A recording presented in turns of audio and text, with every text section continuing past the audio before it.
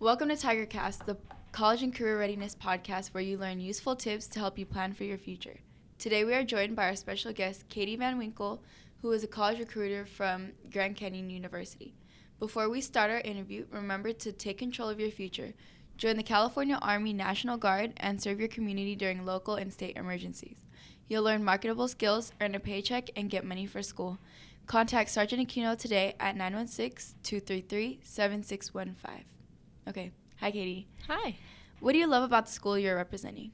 Oh, yeah. I love GCU because it's kind of the best of both worlds. So if you're looking at a private education, what you probably are hoping for is small classroom sizes and getting that one-on-one attention. But what's sort of like historical about private schools is that they tend to cost like in the 30s and 40s, and it's a little bit hard to afford.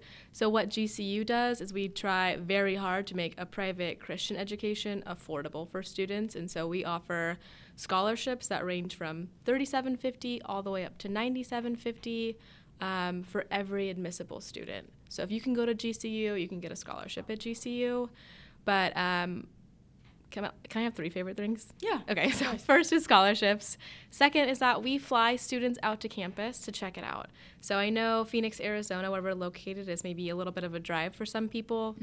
But we actually fly students out a completely free trip. It's chaperoned. You guys sleep in the dorms, you eat the food, and just really have an immersive experience.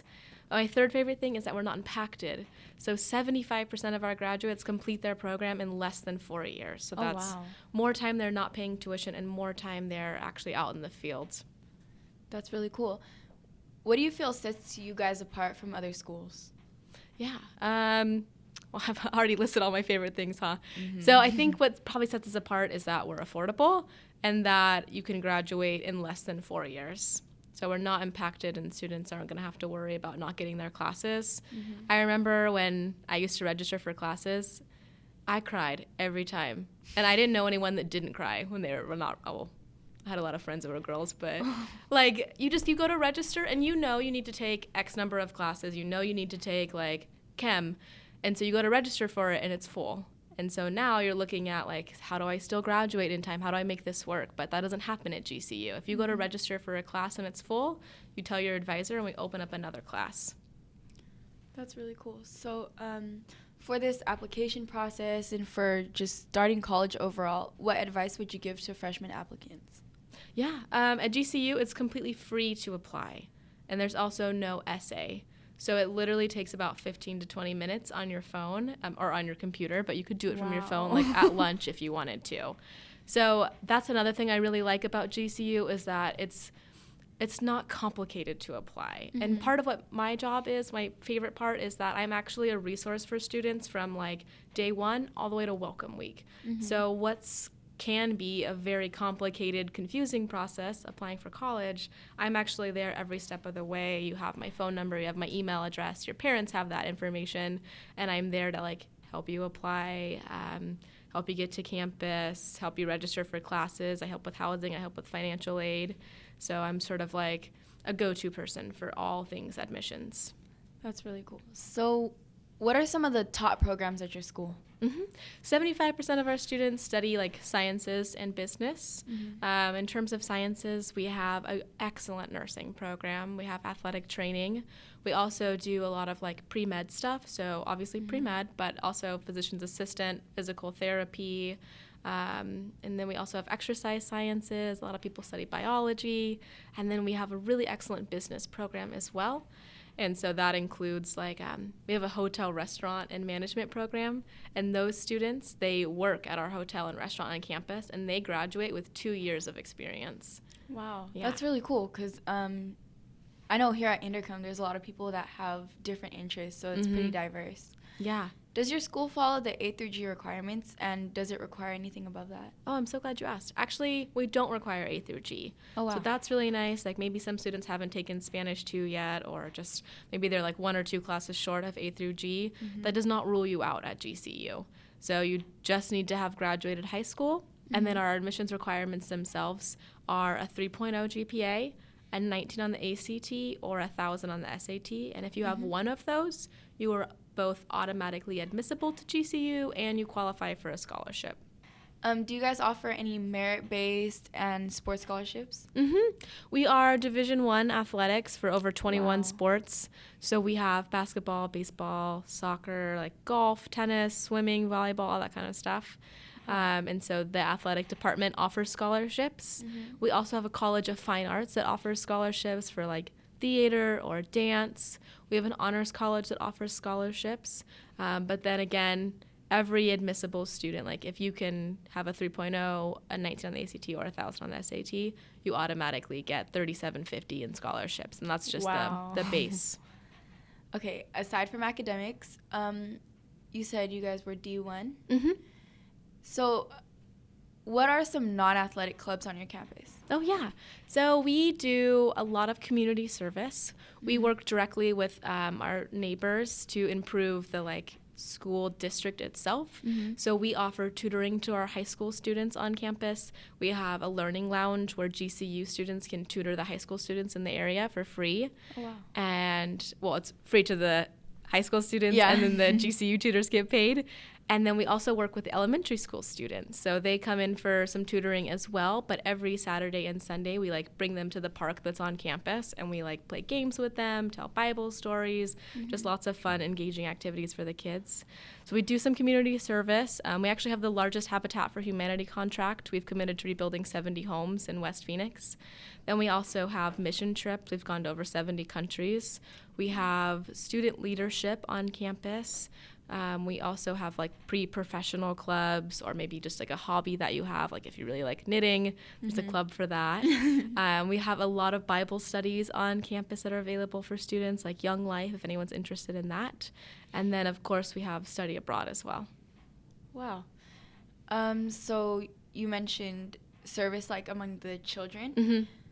How's the surrounding city? Is it urban or suburban? Yeah. What's your area like? Sure. So Phoenix is actually the 5th largest city in the U.S., and it is wow. also the sunniest city in the U.S. We get about 85% of sunshine throughout the year.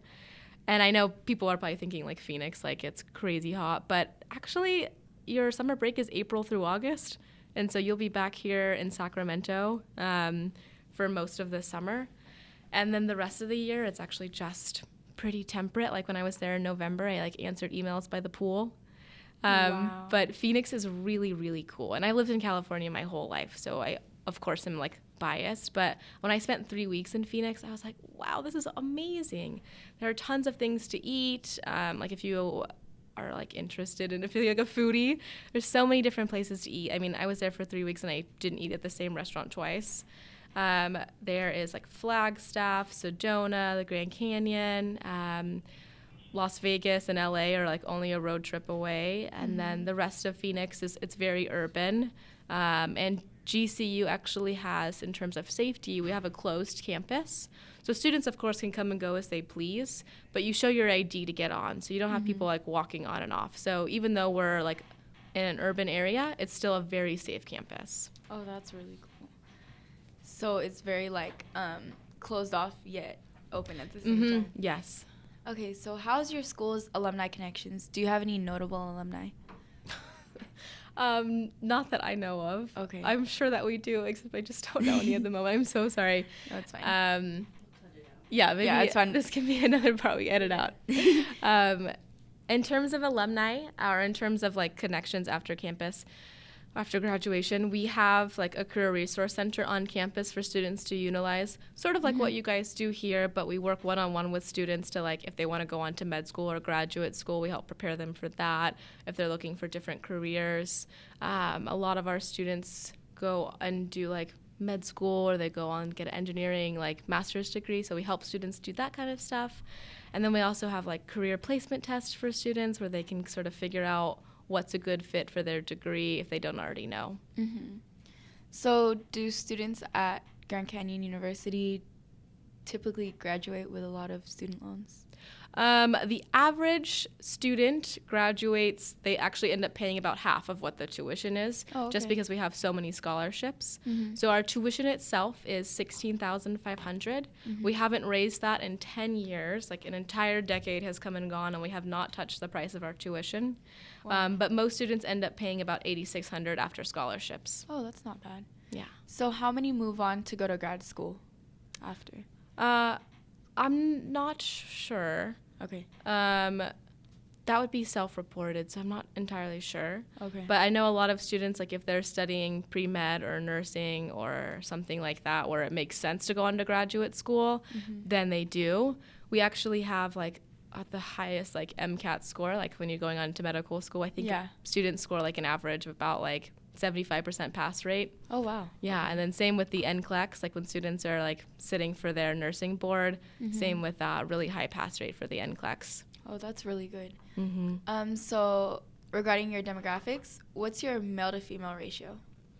I think we have slightly more females than males. So maybe it's like, I don't know, like 60 to 40. Oh, okay. What about your student to staff ratio? 25 to 1. So faculty is 1 for every 25 students. So you really do have those small classroom sizes, which makes all the difference when you're sitting in a class and you're struggling with something. Think about asking a question in an auditorium of 100 students versus a classroom of 25, where your teacher knows your first and last name. They know how often you come to class, how you're doing on your assignment. So it makes all the difference when you're comfortable and confident in the classroom. Yeah. And so that's where the faculty to student ratio is really awesome. So your typical class size would be about 25 also? Yeah. Some of the like gen ed classes are a little bit bigger, like maybe 40, 50, but that's rare. And usually when you get into your major classes, that's when you have that 25 to 1. And oh, wow. I'll even tell you a story. So one day I graduated from University of the Pacific, where we have really similar small classroom sizes. Yeah. And there was one day where I was like, I can't even today. I'm not going to class. And then I saw my professor like in the hallway at school, and he said, "Miss Van Winkle, you weren't in class today." And I was so embarrassed. I was like, "Oh my gosh, I'm so sorry." And you better believe I was in class the rest of that semester because, I mean, he cared and he noticed. And I mean, that made all the difference for me. If I knew someone cared, I was in class. Yeah, I went to class, and it's so much easier to ask questions too. Like my fiance. Some of his classes are auditorium style, and he's like, he comes home and he doesn't understand the material, and I was like, why didn't you ask? And he's like, it's too embarrassing. Like the auditorium has like hundreds of people in it. I don't want to ask a question. Yeah, so 25 to 1. So does GCU have like a lot of people? How many undergrads? Oh yeah, we have about 20,000 students on campus. Oh wow. So it really is the best of both worlds because you have access to this huge student body population, but you still have small classroom sizes. Okay. And we're not impacted also. That's also nice. That's nice. So what's the most predominant race on your campus? I think we're 51% white, about 30% Hispanic, and then maybe like 10% African American. Okay. And then the rest are like Native American or Asian or like undeclared. Okay. So here at Inderkum, we have racial like clubs. So we have like Poly Club, we have Black Student Union, we have a Filipino club. Do you guys have any of that? Any clubs or organizations dedicated to racial groups? Yes. We have over 200 clubs on campus themselves. And then there are, of course, clubs for specific racial groups. And then any club that you want to start on campus that already isn't there, you're welcome to start a club. It's actually a really simple process. Oh, okay. Yeah. Okay, that's all for today. Thank you, Katie. You're welcome.